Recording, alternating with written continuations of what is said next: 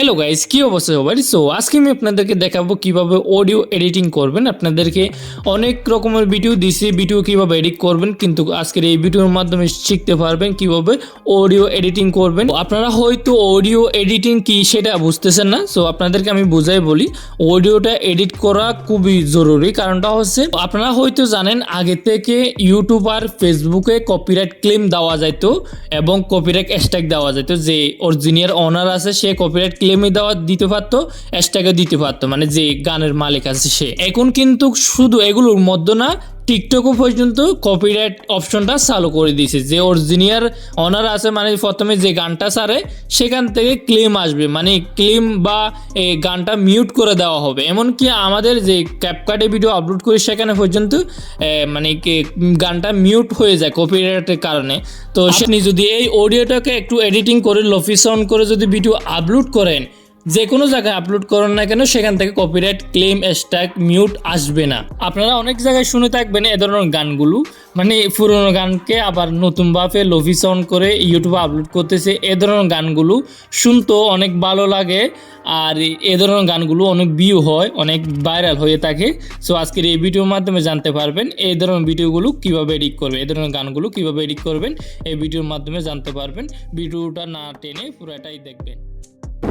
ওকে, আমরা ভিডিওগুলো এডিট করার জন্য ক্যাপকাট অ্যাপ্লিকেশনটি ইউজ করবো। আপনাদের কাছে না থাকলে অ্যাপটি ডাউনলোড করে নেবেন। ডাউনলোড করার পরে ওপেন করবেন। ওপেন করার পরে এখান থেকে নিউ প্রজেক্টে ক্লিক করবেন। নিউ প্রজেক্টে ক্লিক করার পরে আপনি যে অডিওটা, যে গানটা এডিট করতেছেন এই গানটা সিলেক্ট করবেন, তারপরে এখানে ক্লিক করবেন। সো আমি একটা শর্ট গান আমি ইউটিউব থেকে ডাউনলোড করছি, আপনারা যেটা এডিট করতে চান সেটা নেবেন। ওকে, এরপর আমাদের এই গানটা অডিও করতে হবে। এখান থেকে ভিডিও লেয়ারটার উপর ক্লিক করবেন। এখান থেকে তারপর নিচে টুলসগুলো একটু বাঁ দিকে সরানোর পরে দেখবেন এখান থেকে স্টাক অডিও, এখানে ক্লিক করবেন।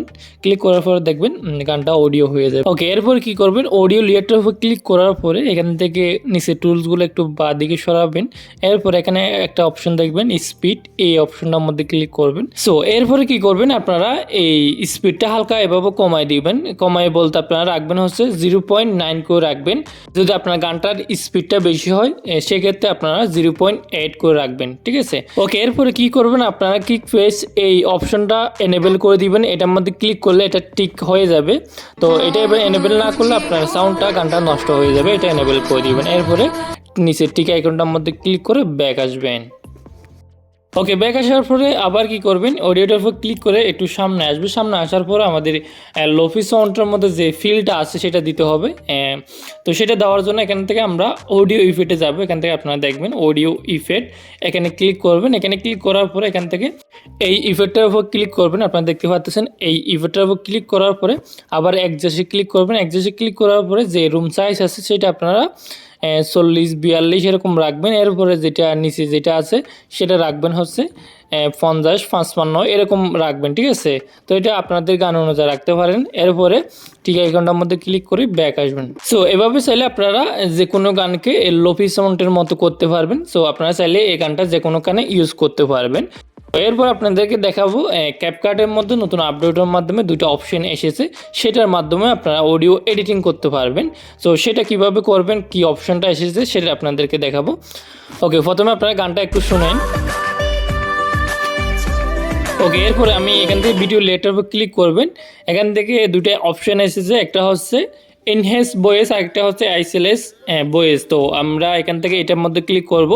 এরপর এখান থেকে রিমুভ ভোকাল এই অপশনটার মধ্যে ক্লিক করব।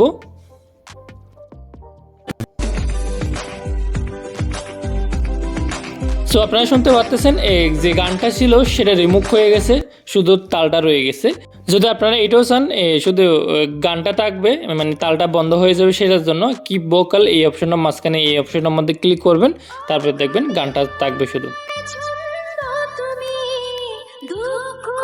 সো গানটা যদি এভাবে স্পুট করতে চান, আপনারা এখানে টিক আইকনটার মধ্যে ক্লিক করে উপরে তীর অপশনে ক্লিক করে স্পুট করতে পারবেন। যদি আগের মতো করতে চাইলে এখানে নর্মালি ক্লিক করলে আগের মতো হয়ে যাবে গানটা। সো আজকের মতো ভিডিওটা এতটুকু ছিল। সবাই ভালো থাকবেন, সুস্থ থাকবেন।